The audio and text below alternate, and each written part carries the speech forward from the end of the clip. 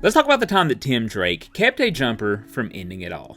Tim Drake hadn't been having the best luck recently. His girlfriend had just broken up with him, and a young wannabe hero going by the name of Dodge ended up in a coma when one of Tim's projectiles accidentally hit his teleportation belt. Even though the kid's parents tell Robin that they know it's not his fault, the guilt of all of this is absolutely eating him alive. Robin goes out to clear his head, but as he's on patrol, it turns out he's doing the exact opposite. He thinks about his parents, Stephanie, Connor, this recent stuff with Cass, and hell, now he's almost killed a kid. And to make matters worse, Tim feels mad at himself for even feeling sorry for himself in the first place when all of his thoughts should be about Dodge. But Tim gets distracted when something catches his eye. A young man standing on the edge of the building with his toes hanging off, his eyes closed, and his fist clenched. Preparing himself to do the unthinkable, he stopped when he hears the kind voice of Robin simply saying, "Hey, what are you doing?" Tim sits down beside the young man. He says, "What are you doing here? You're not going to try and stop me, are you?" And Tim tells him, honestly, no. He said, "Yeah, sure, I could tackle you right now, or even catch you after you jump, but then where are we at tomorrow? You could just come right back up here and do the same thing. I can't be with you every second. If you're going to follow through with this, you're going to do it whether I want you to or not." And then the guy says, "Well, if that's the case, what are you doing here?" And Tim says, "I just needed some time to stop and think about all of the screw-ups I've had recently." And the guy relates to him and says, "Yeah, well, I guess that makes two of us." Now, the bat signal shines in the distance, but Tim tells the guy that it'll be fine. Batman can handle it. Robin just wants to know what this guy's doing up here,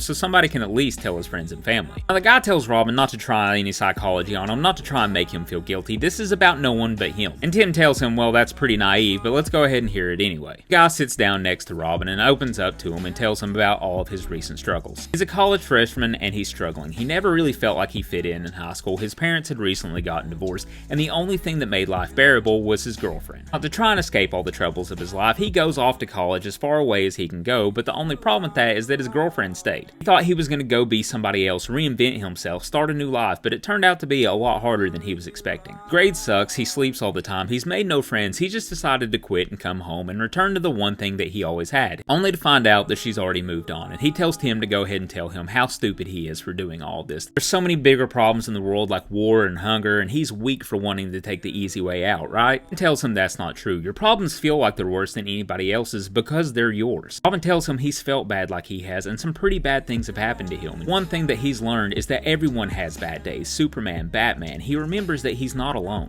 He remembers that things do get better, sometimes on their own, but most of the time you gotta work for them. When he has trouble remembering those things, he finds somebody to talk to. Folks, an old friend, a trained counselor you never met before, somebody can give you advice, or at least listen. Sometimes that's all you need. That's how I deal with it when things suck too bad, and it works. So why don't you come down from there and give it a try? And standing up and taking a look over the edge of the building, the young man turns and looks at Robin and says, "Yeah, why not?"